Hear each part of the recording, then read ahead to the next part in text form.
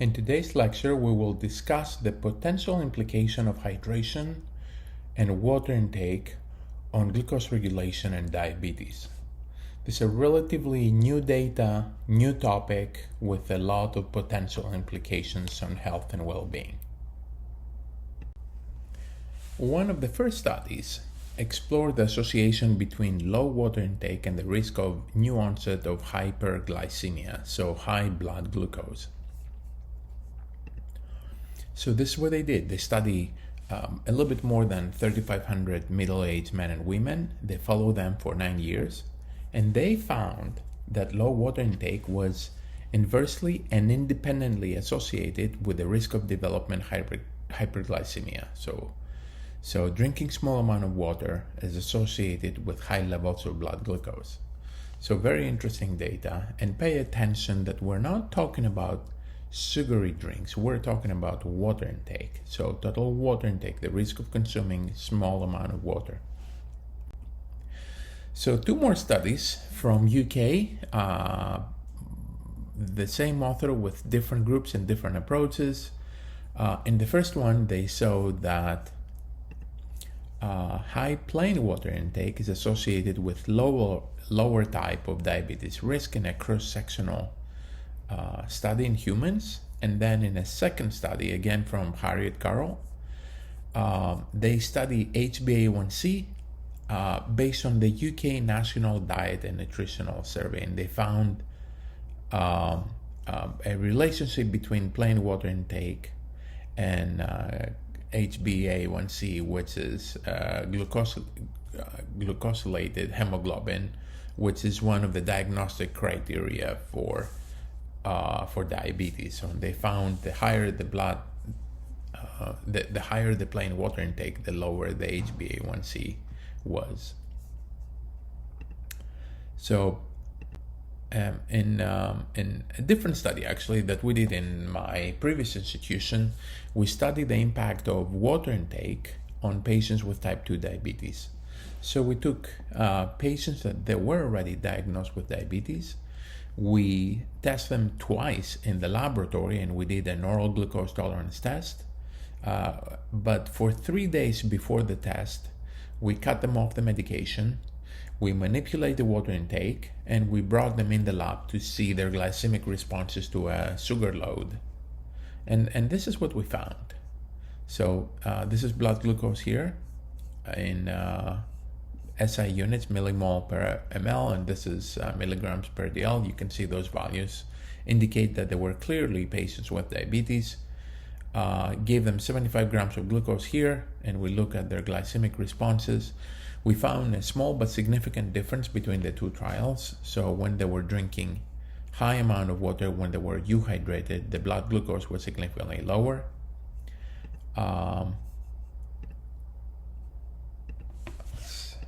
Let's see the next slide. Here you go. So then we measured different indices of glucose regulation, and we found that some of the indices for whole body insulin sensitivity and hepatic insulin sensitivity was significantly higher, which is good when you are euhydrated. So we have significantly higher levels of insulin sensitivity, so the body understands insulin better and has a better action on blood glucose, and that potentially explain the lower levels of glucose during the euhydrated trials. What is very interesting actually in this study is that we also measure blood cortisol during the oral glucose tolerance test.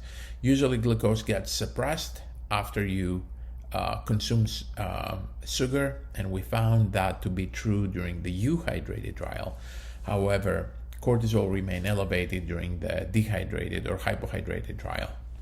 And the explanation that we were able to give was related to vasopressin. When you're a small drinker and you have activated vasopressin has an impact on ACTH, the adrenal corticotropin hormone that stimulates the adrenal gland to produce cortisol, which is another mechanism of cortisol stimulation versus the classic corticotropin releasing hormone ACTH cortisol, that mechanism is known to have a negative feedback loop that slows down CRH to ACTH and to cortisol. However, when you are consuming a low amount of water and you have chronically elevated vasopressin, this mechanism doesn't seem to have a negative loop, which is something, a very interesting topic that we're doing more work in my lab now. So this is a study that we have discussed about it in the past. We looked at the profile of low drinkers versus high drinkers. Same study, 250 subjects. They selected the 100 subjects that they were either high drinkers or low drinkers, and they found the interesting findings of the study was that being a low drinker is associated with higher levels of vasopressin, as probably expected, and also associated with elevated cortisol, which is something also related to the previous data that I just showed you with patients with diabetes. And one of the explanations that as I described earlier, this is where vasopressin is produced from the posterior pituitary. This is where ACTH is produced, and there is some communication between the posterior and the anterior lobe of the pituitary gland, and it seems that vasopressin has an impact here, stimulates ACTH, and ACTH stimulates cortisol release. We also know that vasopressin, outside of the classic effects that we know that we have on blood pressure and on urinary output, we know that vasopressin also has an impact in variety of other tissues and variety of other conditions like hypertension, cellular proliferation, homeostasis, bone health, infection, social behavior, aging, inflammation, HPA axis, and on and on and on. So there are lots of things that are impacted from vasopressin. Vasopressin is known to be a difficult peptide to deal with due to the small size and also due to the short lifetime. The half-life of vasopressin is around 20 minutes, so it disappears fairly quickly.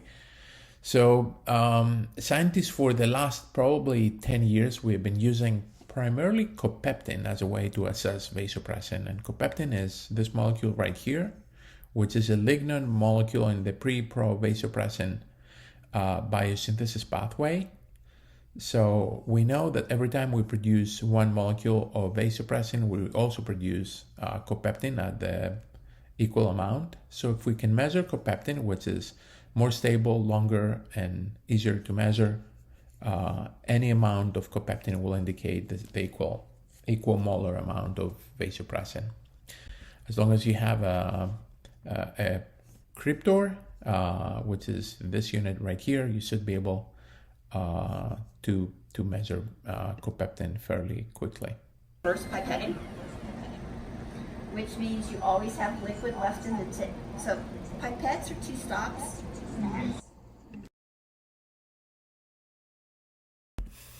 So here is some data from epidemiology that they use copeptin, and they show that plasma copeptin is a risk for diabetes mellitus.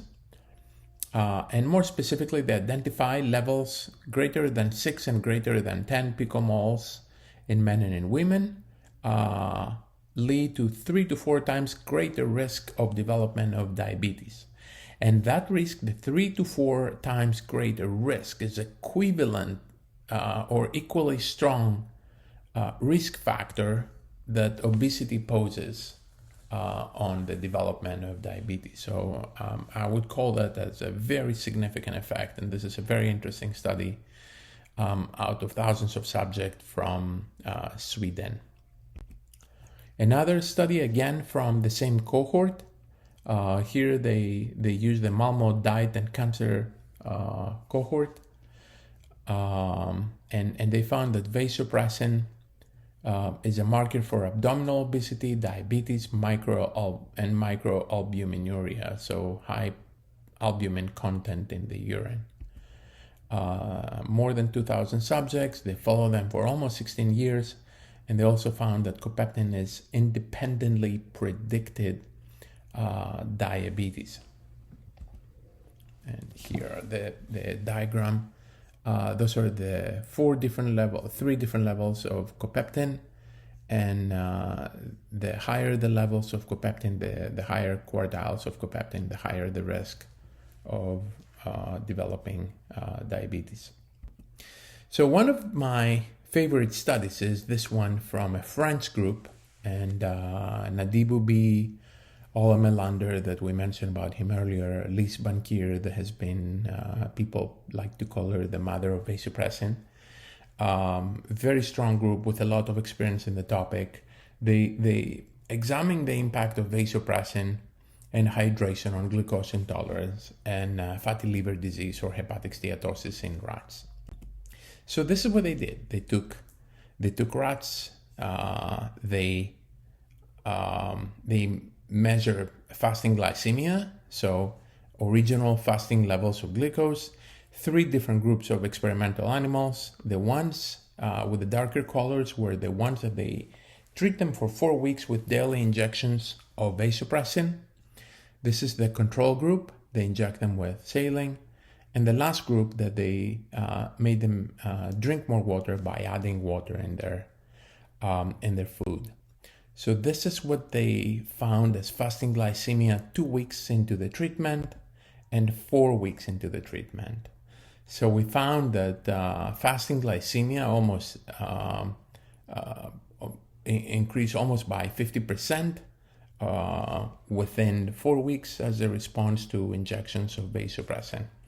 So they concluded that high water intake was associated with lower fasting glucose. You can see the decline here, while high vasopressin induced fasting glycemia equivalent to diabetes. They did a second component in the study. They took obese diabetic Zucker rats, and they did injection glycemic test. So they inject them with glucose, and they look at the response of the test, and they did this test twice. One was the baseline assessment, which, as you can see, the glucose responses and the insulin responses. And the second test that was done after treating the rats with V1A receptor antagonists. So V1 receptor is one of the 2 V1 vasopressin receptors. It is expressed in multiple organs, including the liver and the pancreas. And this receptor seems to be responsible for the negative impact of vasopressin on glucose regulation.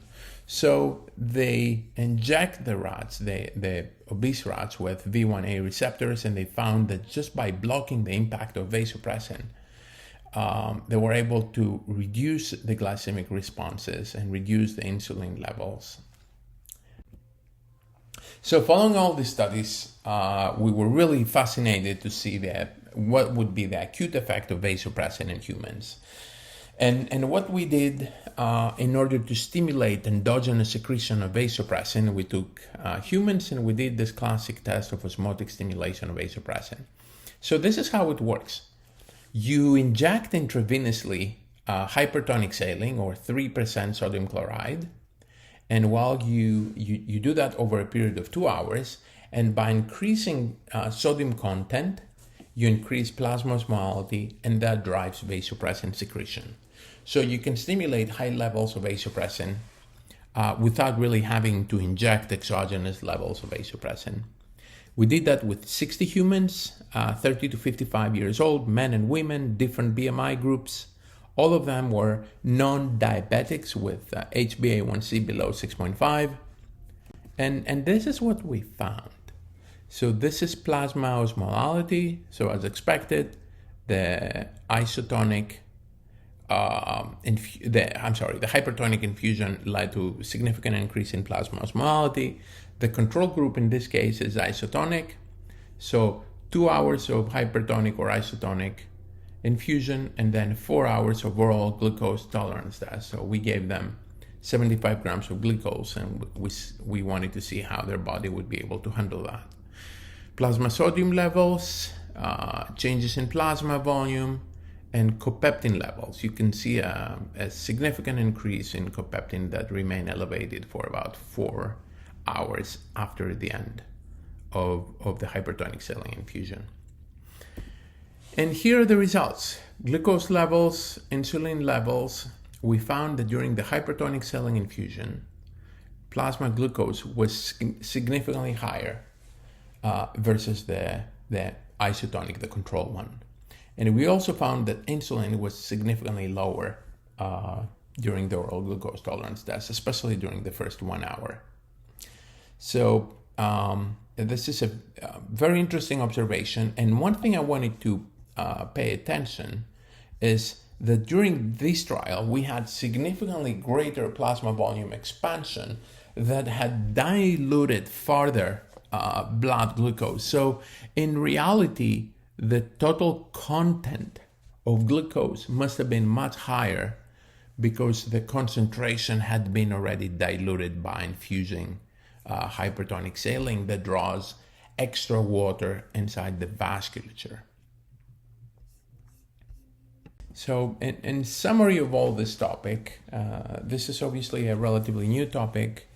There are many things that we're still working, our group and many other people are working in this area. But from the evidence that we have right now, it seems that low water intake seems to have a negative impact on glucose regulation. And it also seems that this effect is driven by vasopressin. Thank you for your attention and let me know if you have any questions.